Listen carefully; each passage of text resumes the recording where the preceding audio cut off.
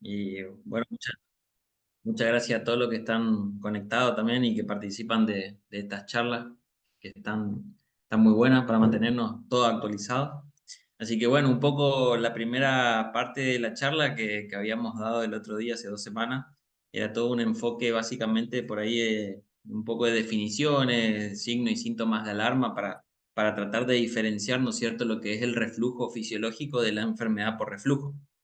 Vimos también algunos de los métodos de diagnóstico que contamos hoy en día, como la endoscopía, la seriada esófago-gastroduodenal, algunos estudios funcionales como la pH-metría o la pH-impedanciometría, ¿sí? Entonces, bueno, vimos también algo del tratamiento, y para no hacerlo muy extenso, decidimos dividirlo en dos partes. En esta segunda parte es como tratar de hacer un repaso, ¿no es cierto? O tratar de complementar lo que habíamos hablado la otra vez con los algoritmos actuales, ¿no es cierto?, de manejo del reflujo gastroesofágico, que hoy por hoy en las guías está dividido en dos grandes grupos, que un manejo es para los menores de 1 año, donde muchas veces, como vamos a ver, son síntomas muy inespecíficos y que se caracteriza sobre todo por llanto, irritabilidad, ¿no es cierto? Y después vamos a ver el grupo de mayor de 1 año, donde en ese grupo de mayores de 1 año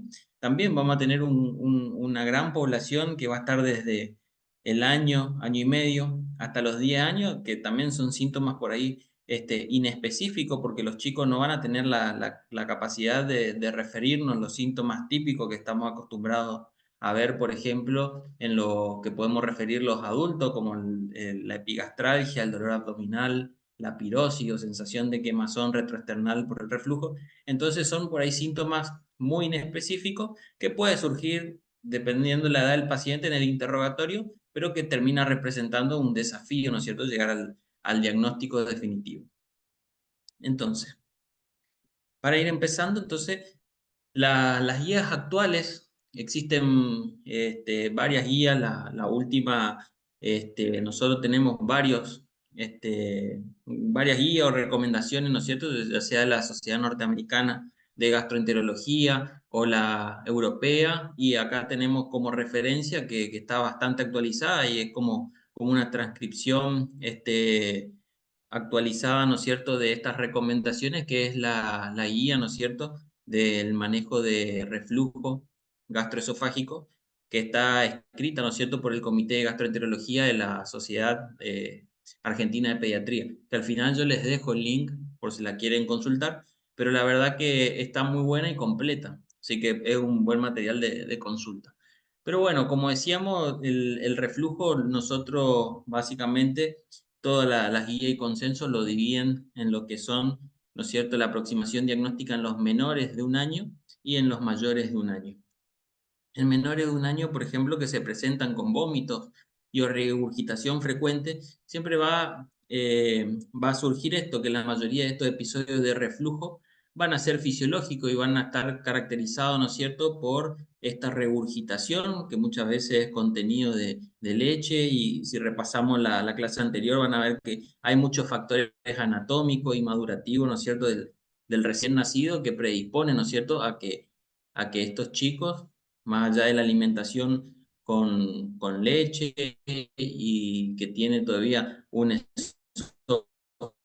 esófago pequeño, con unos esfínteres, eso favorece a que tengan estos episodios de regurgitación, este, son considerados, siempre y cuando estos chicos no tengan síntomas y ni signo de alarma y un buen progreso de peso, como, ¿no es cierto?, un lactante feliz o una regurgitación o reflujo fisiológico, ¿sí?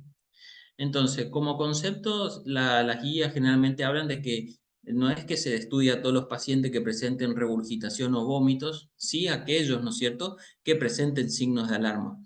Signos de alarma que hacíamos referencia, por ejemplo, a los vómitos biliosos, que por ahí que tengan Fontanella, Bombé, siempre tratar de descartar otras causas, ¿sí? En esta edad por ahí también puede ser frecuente el síndrome pilórico, por ejemplo, y eso se puede manifestar, por ejemplo, con vómitos, con mal progreso de peso, ¿sí? Entonces, siempre también ir ampliando el panorama más allá del reflujo y tratar de descartar causas por ahí secundarias.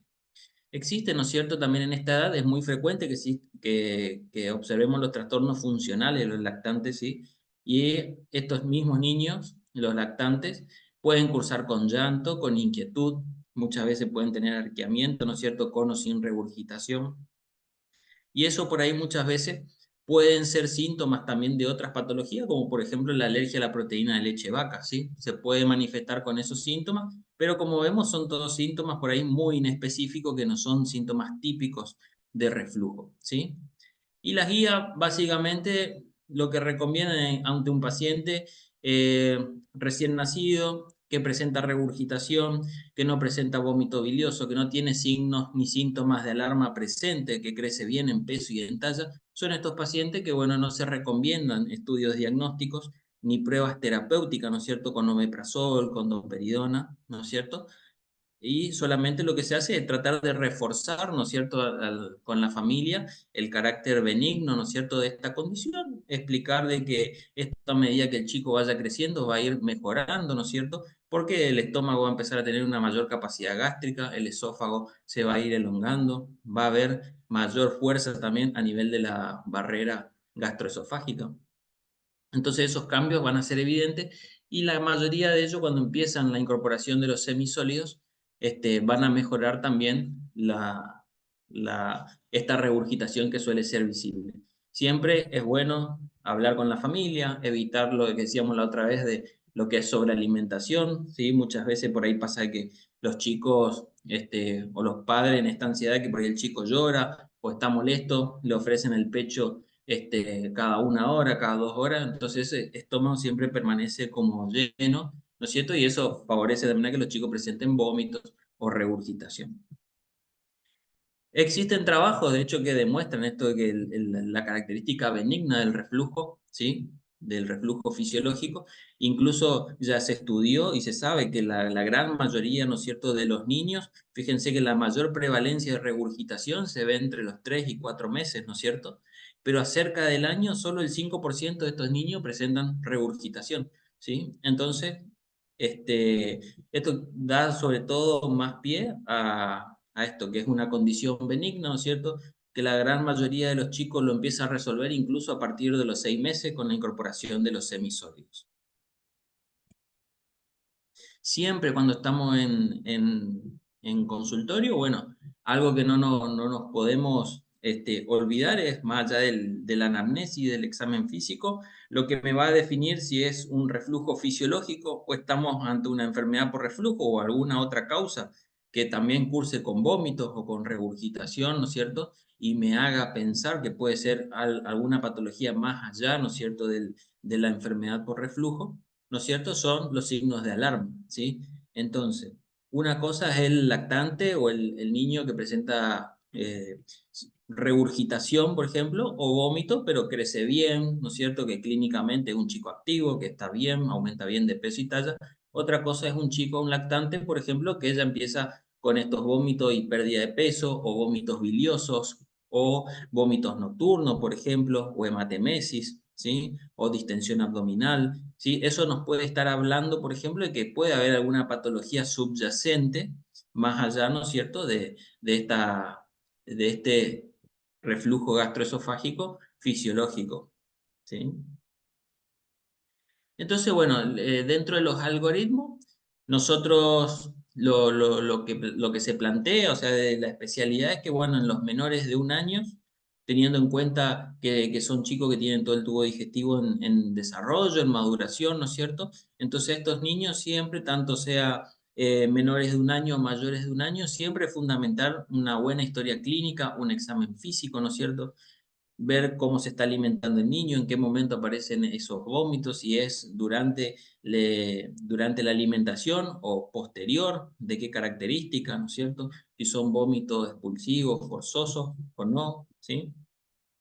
Entonces, una vez que tenemos la historia clínica, el examen físico, volver a interrogar, ¿no es cierto?, sobre presencia de signos y síntomas de alarma, y en base a los síntomas o signos de alarma que creamos que están presentes, en base a eso vamos a fijarnos, ¿no es cierto?, para hacer estudios complementarios para tratar de llegar a un diagnóstico, ¿no es cierto? En caso de que no haya signos y síntomas de alarma, Como decíamos, bueno, evitar, ¿no es cierto?, lo que es sobrealimentación. En algunos siempre vamos a preferir, ¿no es cierto?, que el niño se alimente con pecho materno, ¿no es cierto?, por todas las propiedades beneficiosas que esto presenta, ¿no es cierto? Pero ante determinadas situaciones, en caso de que el niño necesite, por ejemplo, un suplemento alimentario, se puede utilizar, ¿no es cierto?, por ahí la leche espesada o lo que son las fórmulas antirreflujo, ¿sí? Que también tienen su utilidad en estos casos, ¿sí? En esos casos, bueno, uno puede, si el chico mejora, vamos a seguir un tiempo más con ese tratamiento. En caso de que no mejore, decíamos que estos síntomas inespecíficos muchas veces son síntomas funcionales y que en algún punto puede estar asociado también el cólico, la irritabilidad, ¿no es cierto?, la regurgitación o los vómitos, asociado también a patologías como la alergia a la proteína leche vaca, que también es muy frecuente en esta edad. Por eso es que se considera, ¿no es cierto?, se podría considerar un tratamiento empírico, ¿no es cierto? Una prueba de exclusión, ¿no es cierto? Ya sea con el niño o con la mamá, ¿sí? De una fórmula hidrolizada extensa, ¿sí? En el caso de que uno piense, ¿no es cierto?, que se trata de una proteína leche de vaca y posteriormente tendríamos que hacer el desafío, ¿no es cierto?, para constatar, ¿no es cierto?, si estamos frente a un chico que está con diagnóstico de alergia a proteína leche de vaca o no. Por lo general, las fórmulas que son en base a aminoácidos no están recomendadas de inicio, salvo en los casos de alergia por ahí G mediada o casos muy severos, ¿no es cierto? Pero si no, en caso de que el niño se alimente con pecho materno, se haría la dieta de exclusión a la mamá, que eso también, en caso que la madre haga dieta de exclusión, no hay que olvidarse de a la mamá también proveerle calcio, ¿no es cierto?, durante el tiempo que dure el tratamiento, ¿sí? Y en el caso de que el niño se alimente solo vía oral con fórmulas, por ejemplo, que no esté tomando pecho, en ese caso, bueno, con la fórmula hidrolizada. Si a pesar de esto el paciente no mejora, ¿no es cierto?, persiste sintomático, existen otros síntomas que hacen pensar que puede haber algún otro diagnóstico, ¿no es cierto?, dando vuelta. En ese caso, bueno, las guías recomiendan la derivación al gastroenterólogo infantil y en estos casos, bueno, sería ya más resorte del gastroenterólogo evaluar, ¿no es cierto?, sobre hacer una prueba terapéutica, ¿no es cierto?, con inhibidores de bomba, ¿no es cierto?, y evaluar, ¿no es cierto?, prueba-error si el paciente mejora, ¿sí?, asumiendo que puede ser por reflujo, o eventualmente volver, ¿no es cierto?, a revisar diagnósticos diferenciales y ya empezar a considerar estudios complementarios adicionales, dependiendo, ¿no es cierto?, de lo que uno sospeche la causa, ¿sí? En caso que el paciente vaya mejorando, ya sea con la prueba de exclusión o con el tratamiento, ¿no es cierto? Nada, son pacientes que se van controlando. La idea es no dejar un tratamiento permanente, sino durante un tiempo y después ir haciendo un desafío y controlar el paciente.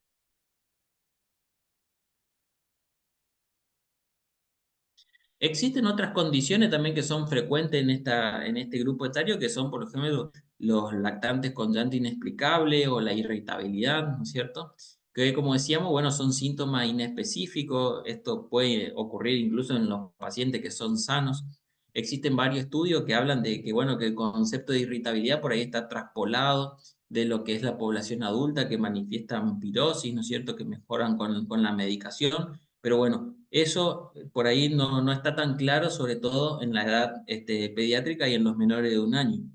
Hay varios estudios incluso que demuestran, ¿no es cierto?, esta asociación entre llanto y enfermedad por reflujo o llanto e irritabilidad, ¿no es cierto?, por pHimetría y la verdad que no se pudo establecer que haya una asociación, ¿no es cierto?, clara entre lo que es la enfermedad por reflujo y los síntomas del paciente, ¿sí? Y por lo tanto, bueno, como no hay una recomendación fuerte, las guías generalmente recomiendan no indicar, ¿no es cierto?, tratamiento empírico con omeprazol o alguna otra medicación antirreflujo o periodona, ¿no es cierto?, en el caso de pacientes que se manifiesten con llanto, irritabilidad o trastorno del sueño, ¿sí? Se deben descartar otras causas, como decíamos recién, como la alergia a proteína leche vaca, que el paciente no esté cursando, bueno, una infección del tracto urinario, constipación, enfermedades metabólicas y hasta el mismo hambre, ¿sí? Como decíamos, son por ahí muchos síntomas inespecíficos que, bueno, que por ahí agregado a la regurgitación, bueno, uno tiende a pensar, ¿no es cierto?, que puede ser enfermedad por reflujo.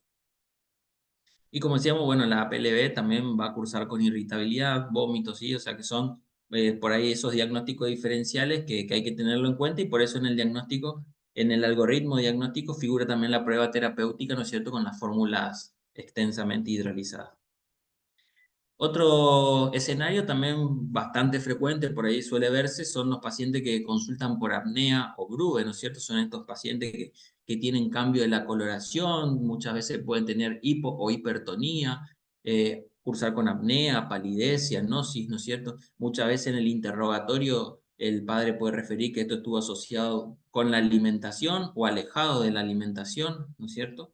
Esto también, cuando hablamos de apnea o BRUE, también entramos en un mundo, ¿no es cierto?, de patologías asociadas, donde no está bien esclarecido cuál es el mecanismo que se puede llegar a producir, pero bueno, sabemos que la apnea, ¿no es cierto?, puede estar asociada a infecciones, obstrucciones de vía aérea, ¿no es cierto?, enfermedad cardiovascular, respiratoria, metabólica, neurológica, ¿sí? Es decir, que el reflujo no sería la única causa, pero bueno, lo que se propone desde la especialidad, existen por ahí varias teorías, pero en estos niños, básicamente lo más aceptado hoy por hoy es que, bueno, esta perfusión de reflujo, ¿no es cierto?, hacia a nivel de los quimiorreceptores faringios y laringio es lo que ocasionaría un laringoespasmo transitorio, lo que ocasionaría, ¿no es cierto?, esa pausa respiratoria por ahí en los niños y la consiguiente coloración azulada, ¿no es cierto?, de piel y mucosa, ¿sí? Muchos chicos tienen esta recuperación ad integrum, ¿sí? Pero bueno, la evidencia sugiere que la gran mayoría de estos pacientes, la enfermedad por reflujo no está asociada. De hecho, si uno ve por ahí diferentes publicaciones, el reflujo es un porcentaje bajo de las causas, ¿no es cierto?, que está constatada que desencadenan, ¿no es cierto?, estas apneas. ¿Sí? Y bueno, muchas veces también obliga a tener que descartar otras causas, por ejemplo, cardiológicas, infecciosas, ¿no es cierto? Metabólicas, ¿sí? Y el tratamiento farmacológico en este caso no demostró ser efectivo.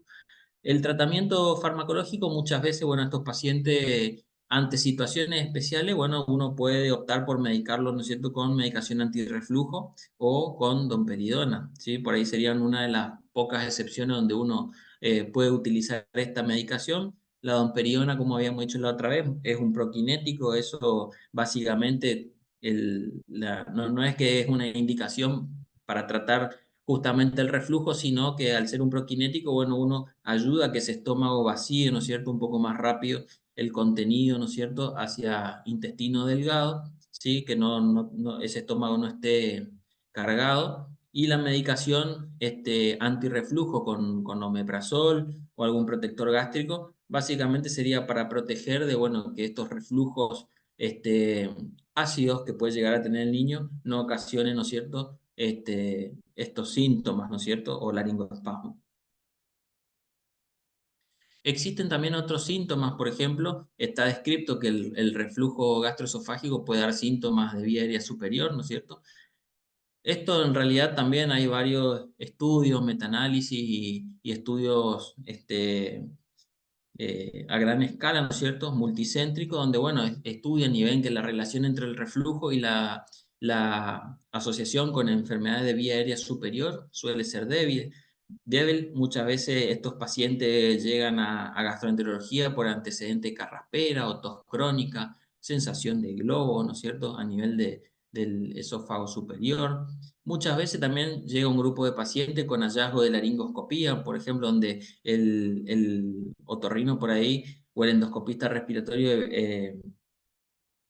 evidencia, ¿no es cierto?, que puede haber eritema, edema, ulceración, también que pueden ser síntomas por ahí muy inespecíficos de reflujo. Esto muchas veces puede verse incluso por goteo posterior o en los casos de los niños si gritan, si utilizan mucho la voz o la misma alergia, puede tener todos estos hallazgos inespecíficos y no quiere decir que sea exclusivamente una entidad patognomónica del reflujo. Hay varios metaanálisis que, bueno, que demuestran también que la terapia antirreflujo en estos casos no es efectiva para los síntomas o signos de infección de vía aérea superior, ¿sí? salvo aquellos pacientes que, bueno, que uno tenga demostrado, ¿no es cierto?, ya sea por endoscopía o pHimetría o algún método complementario, que el paciente realmente tiene una enfermedad por reflujo, entonces ese sí es el grupo de pacientes que se va a beneficiar, ¿no es cierto?, con la medicación antirreflujo. Pero tratamiento empírico en estos casos no demuestra mucha, este, no demuestra mucha utilidad. Tampoco existen suficientes datos para establecer, ¿no es cierto?, algoritmos diagnósticos, tratamiento y seguimiento en esta población, ¿sí?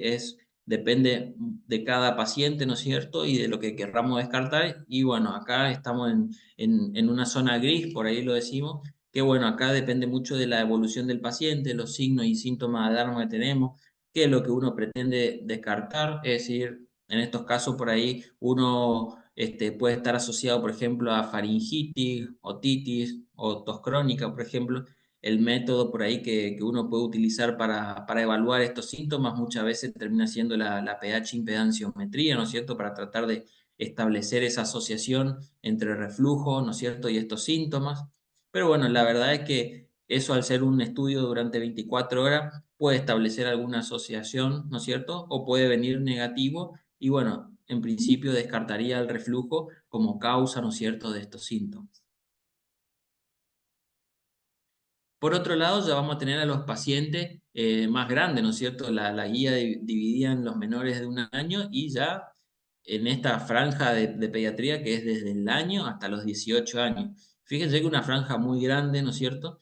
Este, y que sí va a dar grises porque, como decíamos, del año hasta los 10 años, los chicos por ahí no se saben expresar muy bien los síntomas, entonces uno se guía mucho por el relato del familiar, ¿no es cierto? Por ahí es muy inespecífico el relato del paciente, entonces uno por ahí también estamos en un gris donde uno va estudiando, ¿no es cierto? Y tratando de evaluar, ¿no es cierto?, con los diferentes estudios complementarios si se trata de una enfermedad por reflujo. La persistencia, ¿no es cierto?, de los síntomas más allá del año ya tiene que hacernos pensar en otros diagnósticos también secundarios, ¿sí? Y acá el objetivo va a ser, ¿no es cierto?, ir estudiando, ¿no es cierto?, con complementos o adicionales, ¿no es cierto?, para tratar de establecer qué es lo que ocasiona, ¿no es cierto?, esta enfermedad por reflujo.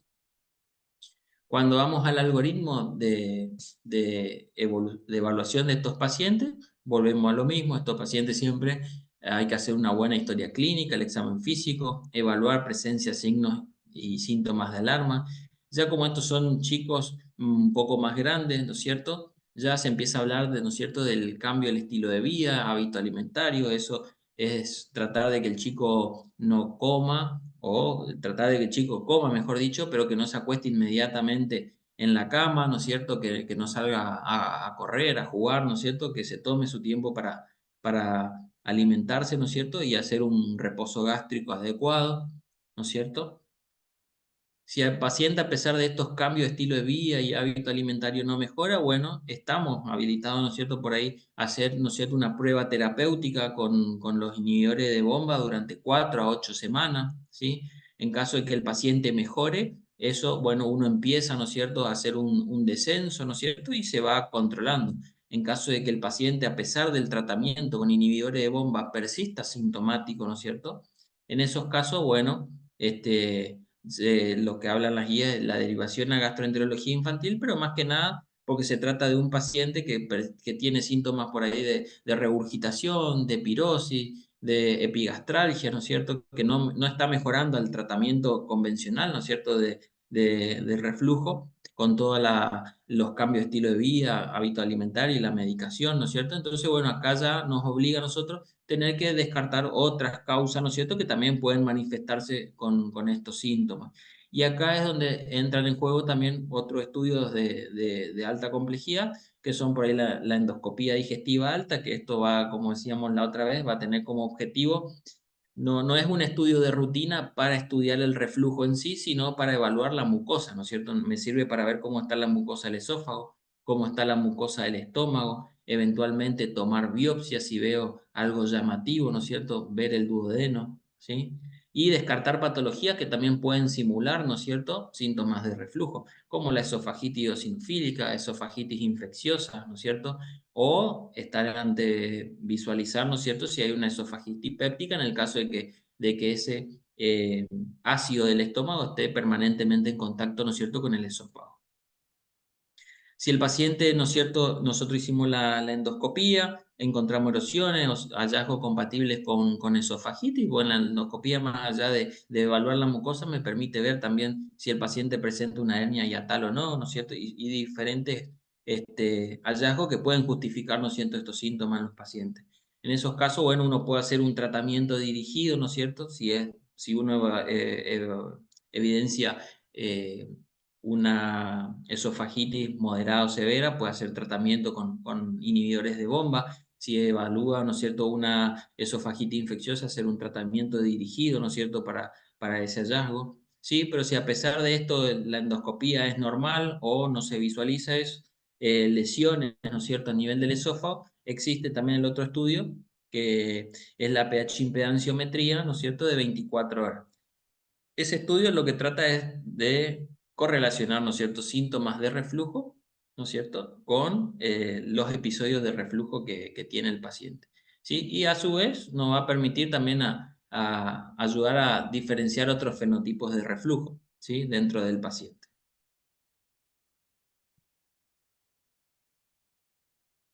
Y bueno, para ir terminando, ¿no es cierto?, la charla y bueno, charlar con ustedes, porque seguramente por ahí deben tener preguntas o situaciones que se van planteando, ¿no es cierto? Como conclusión, bueno, siempre tenemos que tener en cuenta que el reflujo gastroesofágico fisiológico no es lo mismo que la enfermedad por reflujo, ¿sí? Tener en cuenta que los lactantes sin síntomas de alarma tenemos que evitar lo que es sobrealimentación, no medicar, ¿no es cierto? No medicar y no realizar estudios innecesarios, ¿sí? Es algo fisiológico que esto a medida que el chico vaya creciendo, ¿no es cierto?, lo va a ir resolviendo. Los pacientes ya que son mayores de 10 años, ¿no es cierto? Y que por lo general refieren en la consulta síntomas típicos, o pirosis, o epigastralgia, dolor abdominal, o incluso la regurgitación de contenido ácido, amargo en la boca, ¿no es cierto? Eso ya me habla de que son síntomas típicos, ¿no es cierto? En este grupo de pacientes sí ya se podría hacer una prueba terapéutica con el inhibidores de bomba, ¿no es cierto?, durante 4 a 8 semanas, y si el paciente responde, perfecto, eso una vez terminado el tratamiento se empieza el descenso, y si no, bueno, se amplía estudios, ¿sí?, con endoscopía, con pH impedanciometría, de acuerdo a lo que presente el paciente. Pero como hablábamos hoy, o sea, desde el año de vida hasta los 10 años, las guías generalmente no son muy claras, esto está como muy, queda un margen gris, ¿no es cierto?, para los que hacemos gastropediatría. Y bueno, acá vamos a tener que, en este lapso de vida, que es bastante, ¿no es cierto?, son muchos chicos que pueden referir síntomas sugestivos, que muchas veces hay poca claridad, ¿no es cierto?, en el paciente para referir los síntomas, ¿sí?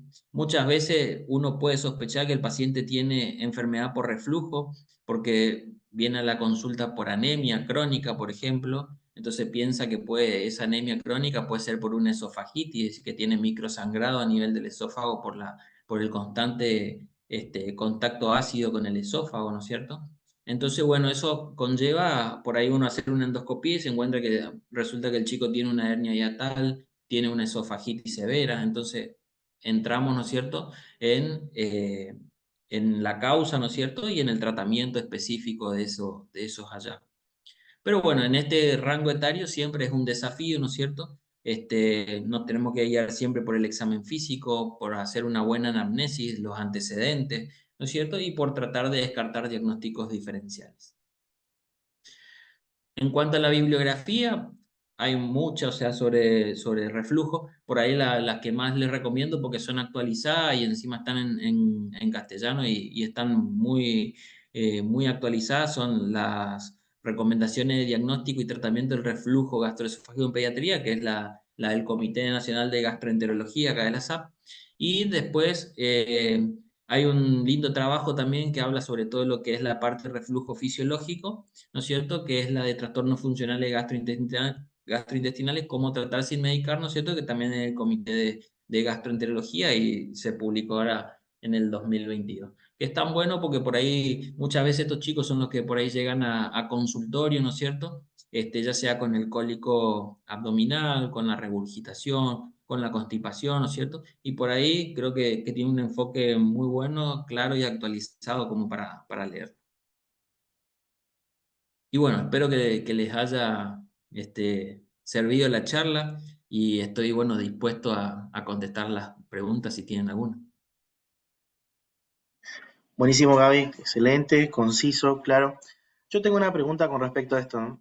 Por ejemplo, Sí. bueno, por lo visto, digamos, el diagnóstico de esto llegamos, en verdad, con el seguimiento del chico lo capturamos y ahí básicamente lo vamos haciendo el seguimiento y vemos si mejoran o no los síntomas, haciendo diferentes pruebas sencillas, digamos, clínicas, y viendo si no aparecen signos clínicos de alarma que nos hagan pensar que es una enfermedad por reflujo, dependiendo de la edad, de lo que vos venías diciendo, ¿no? Menor de un año, menor de un año.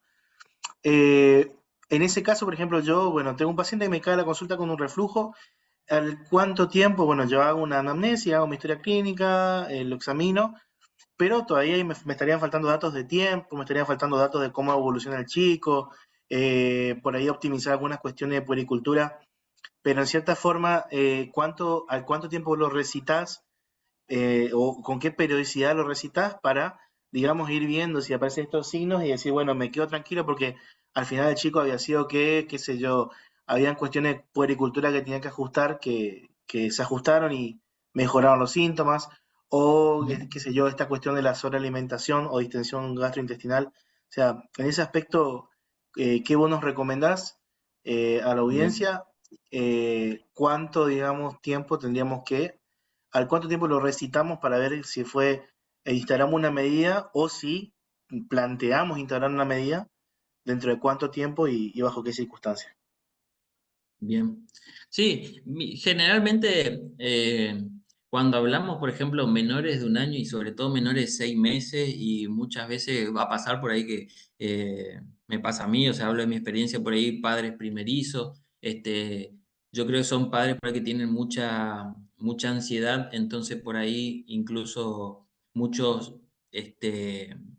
lo ven como algo malo, como el chico que vomita, ¿no es cierto? Pero cuando uno empieza a interrogar y ve que el chico por ahí tiene esa regurgitación, succiona bien, viene creciendo bien de peso, crece de talla y no tiene signos y síntomas de alarma, generalmente, bueno, ahí en ese caso yo trato de trabajar más con la familia, ¿sí? Trato de manejar, o sea, ese grado de ansiedad con los padres, tratar de explicarles, ¿no es cierto?, cuáles son los mecanismos por ahí de una manera sencilla, o sea, que explicarles que es algo que no es malo, sino que es algo que esto es pasajero, ¿no es cierto?, que por ahí a medida que los chicos vayan creciendo van a ir elongando también el esófago, el estómago, ¿no es cierto? Y después trabajo mucho con la familia. Hay familias que por ahí son muy ansiosas o les preocupa, entonces son gente personas que por ahí yo la cito, por ejemplo, cada 2 semanas y vamos Perfecto. controlando el peso. Y uno en 2 semanas lo pesa el chico y ve que está creciendo de peso y que viene bien de talla, ¿no es cierto? Que succiona bien. Entonces, bueno, eso también a la mamá como que lo deja más tranquilo, pero después a la larga es algo que madurativamente el chico lo va resolviendo. Bien, También pasa, muchas veces por ahí la ansiedad también viene porque se piden, sobre todo en este grupo etario, por ahí se piden muchos estudios contrastados. Entonces, por ahí lo que se suele ver es, por ejemplo, llega el papá, ¿no es cierto?, la mamá a la consulta y llega asustado porque, por ejemplo, tiene el informe, por ejemplo, de un estudio contrastado que dice reflujo grado 4 o reflujo grado 3, por ejemplo. Entonces, los padres tienen una concepción por ahí muchas veces de que ese reflujo grado 3 grado 4 es algo malo, ¿no es cierto? claro. Entonces ya llegan con mucha ansiedad al consultorio. Entonces, ese es el momento donde uno por ahí, bueno, lo sienta, le explica. Los padres quedan muy tranquilos cuando uno le explica, mira, no es que el reflujo grado 4 sea más malo que el grado 1, es simplemente la columna radiológica hasta donde llega el reflujo, que puede llegar hasta la boca, puede llegar hasta la mitad del esófago. Entonces Claro. los padres ahí como que entienden, ¿no es cierto? Y bueno, se va trabajando, es explicar que algo fisiológico y yo siempre explico a los padres cuáles son los signos de alarma. Yo siempre le digo, o sea, si tu nene empieza a vomitar amarillo, verde, negro, empieza a hacer caca con sangre, se le hincha la panza y se le queda dura, bueno, eso es el motivo por el que tenés que consultar acá o con el pediatra, pero es eso, ¿no es cierto?, lo que tenés que estar atento. Después el chico puede regurgitar, puede vomitar, ¿no es cierto?, pero si el chico come, por ejemplo, y viene creciendo bien, ¿no es cierto?, de que es nuestro parámetro, sobre todo en esta edad, nada, es ir trabajando con la familia.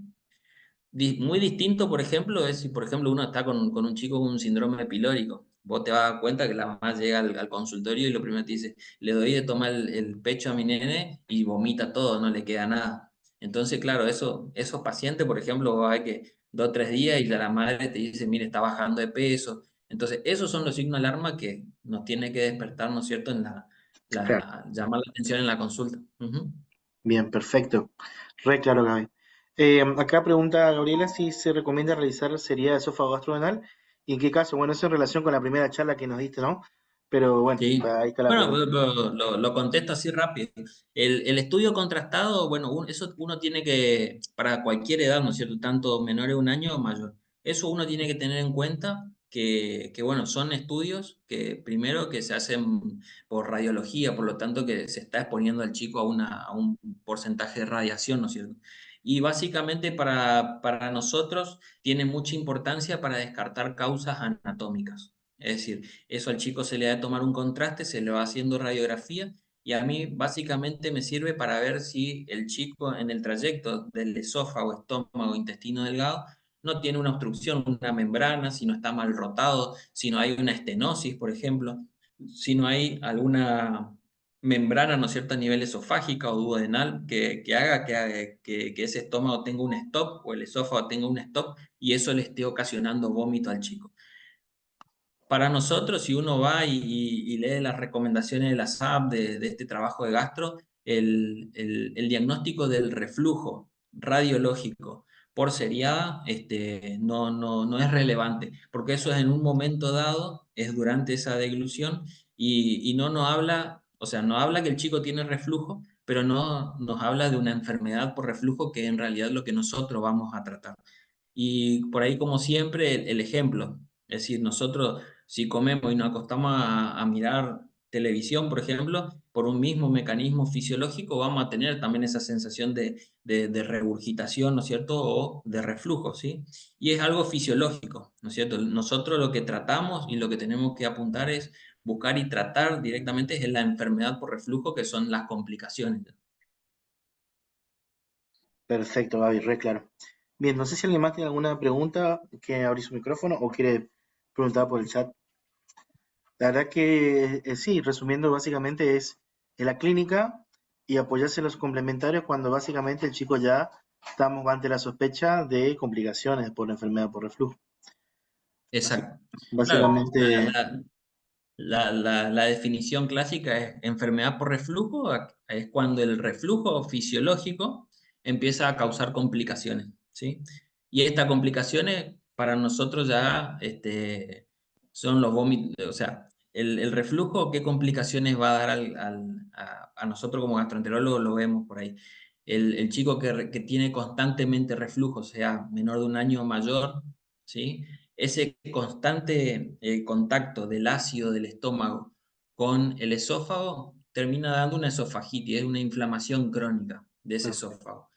Eso con el tiempo, si esa esofagitis no se trata, no se cura esa mucosa, termina evolucionando una estenosis. Es como cuando uno se corta, ese esófago dañado va a curar con fibrosis, fibrina, y esa fibrosis con el tiempo lo que hace es evolucionar a una estenosis, ¿sí? Tenemos la segunda complicación de la enfermedad por reflujo, una estenosis péptica. ¿Qué pasa? Esa estenosis péptica, si sigue a su evolución, puede terminar, ¿no es cierto? Ya generalmente en la etapa de adolescente o de adulto en lo que se llama un esófago de Barrett, ¿no es cierto? Que ya es cambio metaplásico ya de la mucosa, ¿sí? Y posteriormente ya en la etapa adulta, no es muy frecuente en pediatría, pero eso puede evolucionar a un cáncer esofágico.